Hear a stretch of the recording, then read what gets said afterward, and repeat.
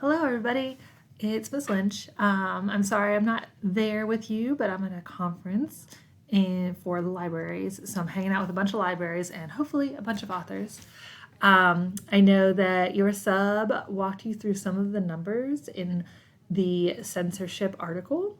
And so we are going to do a quick little quiz.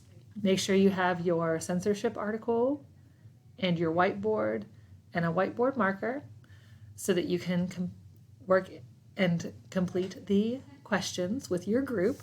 Each group just needs one of each, one paper, one whiteboard, and one marker. When you are ready, go ahead and listen up. So your first question is this.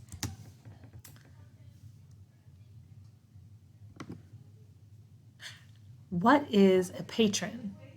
A, to shop or utilize a place or service. B, a person who shops or utilizes a place or service. So is a patron the act of shopping, or is it the person who shops? I'm going to give you about 30 seconds, but if the sub needs to pause the video, that's fine too.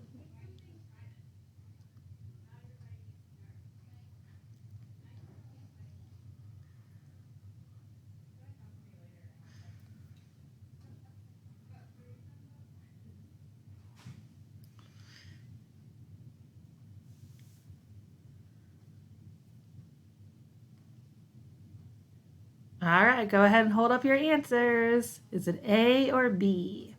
What is a patron? And the answer is A.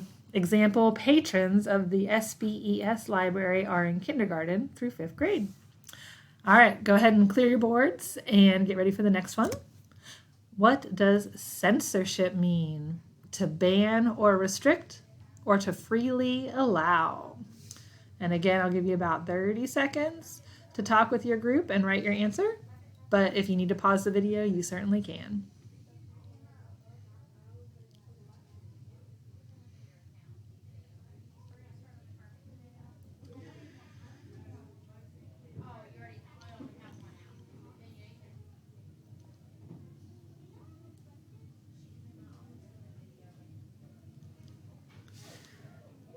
All right, hold up your boards. Is it A or B? What do we see? What do we see? Is censorship restricting or is it allowing?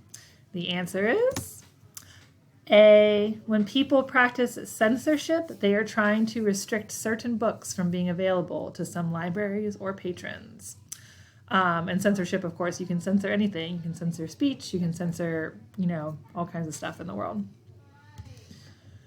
How many books were challenged last year in 2022? And this is a question that's directly from your paper with the numbers on censorship. So look at that paper, see what you can find. Is it A, 1,858 titles, or B, 2,571 titles? I'll give you guys about 30 seconds.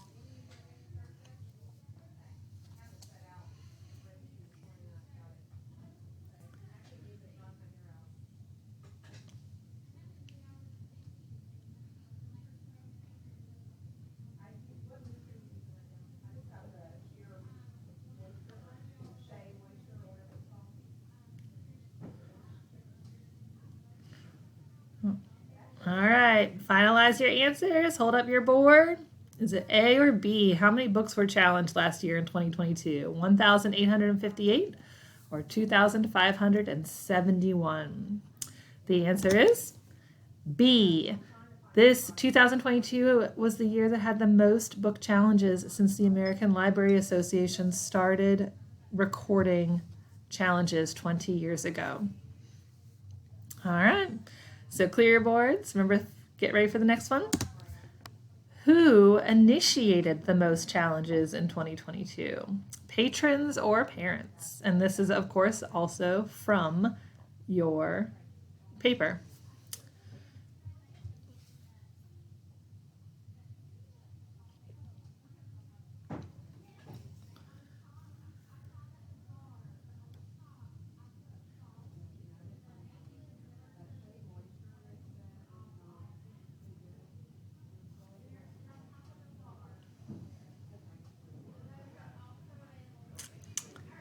All right. right, finalize your answer. Hold your board up.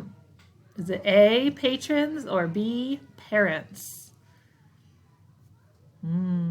The answer is B, libraries receive the most challenges from concerned parents, which makes sense because parents just want to protect their babies.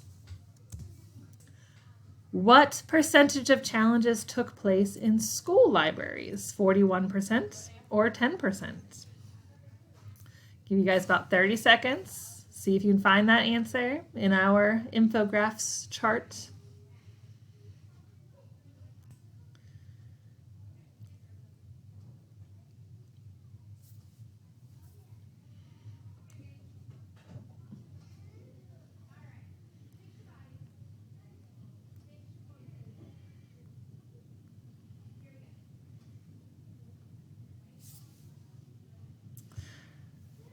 All right, hold up your answers. Is it A, 41% or B, 10%?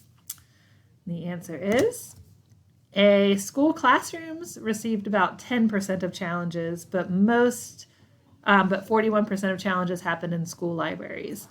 And of course, that wasn't the highest percentage. I believe the highest is 48% of challenges for books happened in public libraries. So school classrooms received about 10% of the challenges. Like if a teacher had a book on her classroom library shelf, it could be challenged. All right, get ready for the next one. Erase your boards. All right, displays and exhibits in libraries can be challenged as well. What percent of challenged materials are displays and exhibits? A, 4% or B, 6%? See if you can find the answer.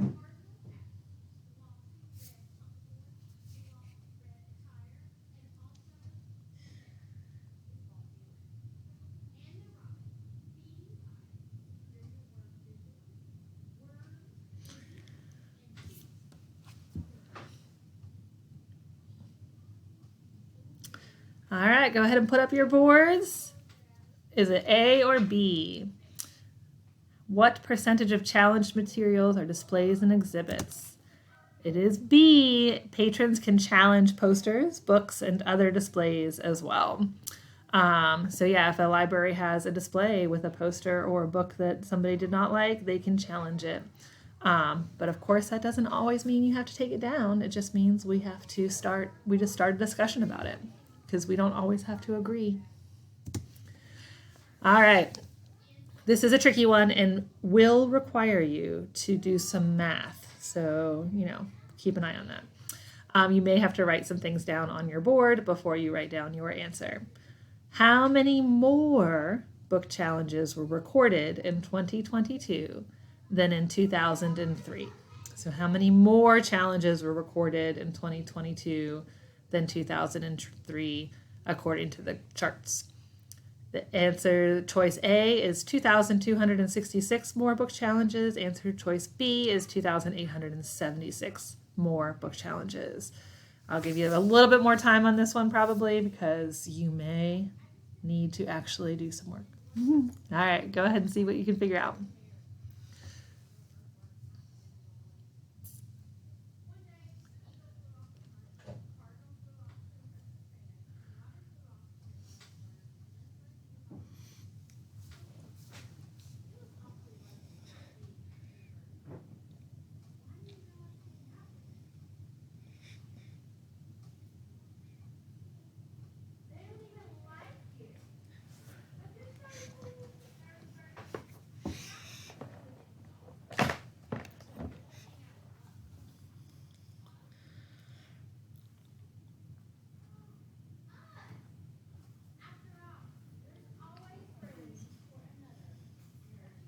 All right, if you need more time, you can definitely pause the video, but I'm going to go ahead and ask you to throw up your answers when you're ready.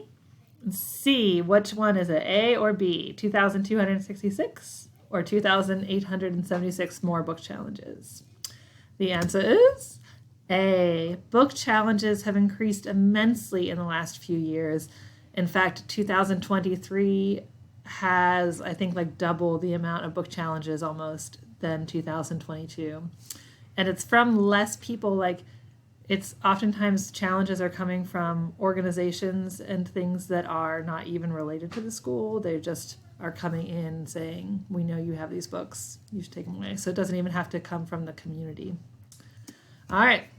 This is the last slide, and there's no questions on this slide, but I did want to share some books that you may have seen throughout the video that have been challenged either when they were first written or in recent years for all kinds of reasons.